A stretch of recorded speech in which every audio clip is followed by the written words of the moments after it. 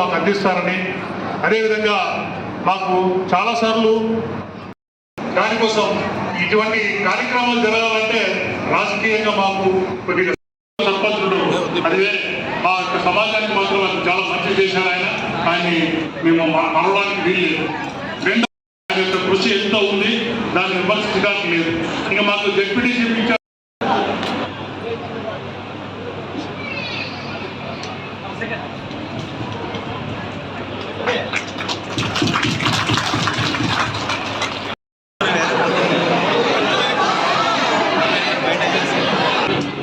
ನನ್ನ ಆಶೀರ್ವಾದ ಆ ಸುರೇಂದ್ರ ಬಾಬುರವ್ರಿಗೆ ನನ್ನ ಪರವಾಗಿ ಒಬ್ಬ ಸ್ವಾಮಿಗಳನ್ನ ಕಳಿಸ್ಕೊಡ್ತಾನೆ.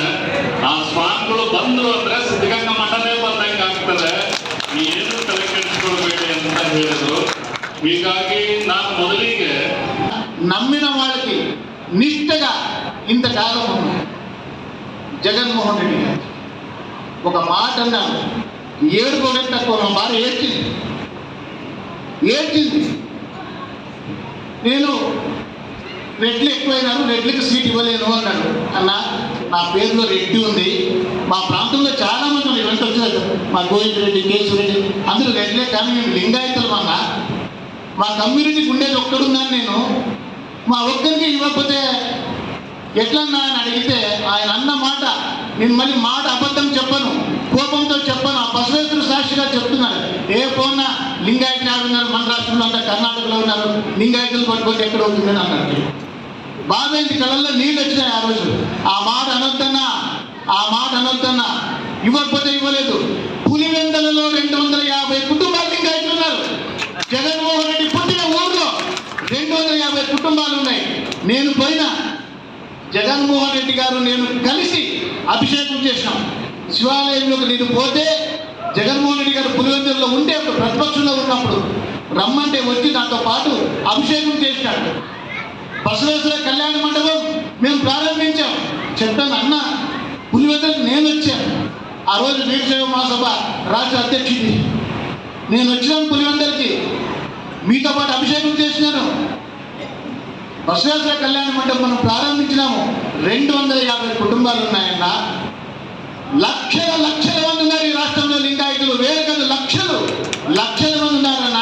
ఒక రాయదుర్గంలోనే 23,000 మంది ఉన్నాం. ఇక్కడ నాకు తెలిసి 12 నుంచి 13,000 మంది ఇక్కడ ఉన్నాం. మనం ఈ జిల్లాలోనే లక్షలలో ఉన్నాం. అనంతపురం జిల్లాలోనే లక్షల మంది వీరశైవ లింగాయతులు ఉన్నామన్న. అంత తీసేసి మాట్లాడొద్దంటే మేమంతా కర్ణాటక వాళ్ళమా, ఈ రాష్ట్రం వాళ్ళం కాదా? ఎలా ఏం అడుగుతానో మైక్లో చెప్పని అడిగిన ఒప్పుకున్నాడు. టీడీపీకి నీళ్లు వచ్చేస్తాయి, 4 వారాల్లో 4 వారాలు టైం ఇచ్చాడు. ఏం కాలే, 4 వారాల్లో ఏమి కాలే. ఆ తర్వాత ప్యాకేజ్ 36A ప్యాకేజ్ అన్నోళ్ళ కాంట్రాక్టర్లు అది రాలే. మాకు 110 ఇక్కడ 116 చెరువులు నింపాలా, అక్కడ మాకు 58 చెరువులు నింపాలా. ఎక్కడైంది? 5 ఏళ్లలో 100 సార్లు అడిగినా కాలే. తప్పకుండా బీటీపీకి నీళ్లు రావాలన్నా, 36A ప్యాకేజ్ రావాలన్నా, వేల ఎకరాలకు ఆయకట్టు రావాలన్నా, సురేంద్ర బాబు అన్న గెలవాలన్నా దాన్ని గుర్తుపెట్టుకోండి. లేకపోతే తాగడానికి నీళ్లు ఉండవు. మాకి బీటీపీకి నీళ్ళు వచ్చి చెరువులకి నీళ్లు రాకపోతే మనం చచ్చిపోతామంటే నీళ్లు లేక, కూడు లేక కాదు, నీళ్ళు లేక వస్తాం మనం. కాబట్టి రాయదుర్గం కళ్యాణదుర్గం బాగుపడాలంటే ఫస్ట్ కళ్యాణదుర్గంలో సురేంద్ర బాబు అని వచ్చారు. దాన్ని గుర్తుపెట్టుకోమని చెప్తూ ఈ సమయం ఇచ్చేందుకు, ఎందుకంటే ఏదైతే మనం చేయగలుగుతున్నామో, ఏదైతే చేస్తారో నమ్మకం ఉందో అవి మాత్రమే మీకు తెలియజేస్తున్నా. అలాగే ప్రతి గ్రామంలో కూడా తాగడానికి నీళ్లు లేవు.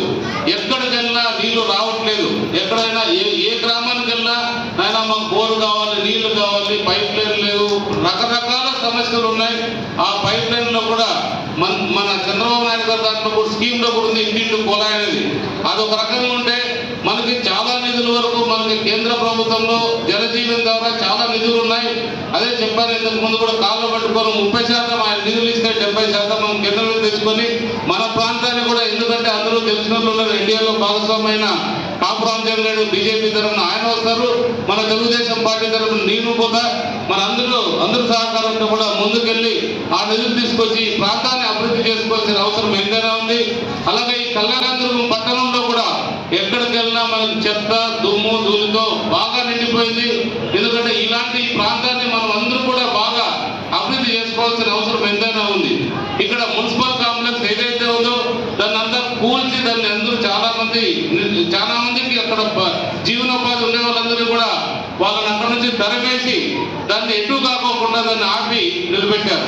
దాన్ని కూడా ప్రతి ఒక్కరు కూడా అందరూ సహకారం కావాలి. దయచేసి ఒకటే విన్నపించుకుంటున్నా, మనకి రాబోయే మే 13వ తారీఖు అత్యంత కీలకమైన రోజు.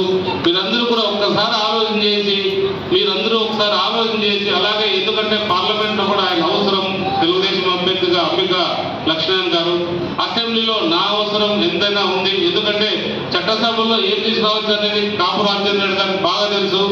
అలాంటి చట్టసభలో నేను కూడా నా ప్రయత్నంగా నేను పోరాటం చేసి రాబోయే గవర్నమెంట్ కూడా చంద్రబాబు నాయుడు గారే ముఖ్యమంత్రి కాబోతున్నాడని అన్ని సర్వేలు కూడా తెలియజేస్తున్నాయి.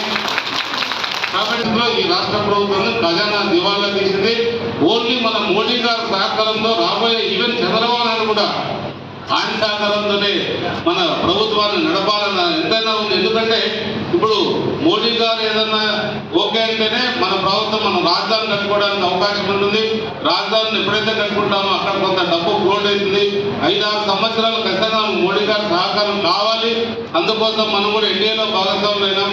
నిజంగా మోడీ గారికి కూడా చాలా రుణపడాల్సిన అవసరం ఉంటుంది. రాబోయే కాలంలో మన రాష్ట్రం దివాలా తీయడానికి జగన్ రెడ్డి ఎందుకు కారణంలో మోడీ గారు అభివృద్ధి చేయడానికి చంద్రబాబు నాయుడు సహకారంతో ముందుకు పోవడానికి కూడా అంతే అవసరం ఉంది. కాబట్టి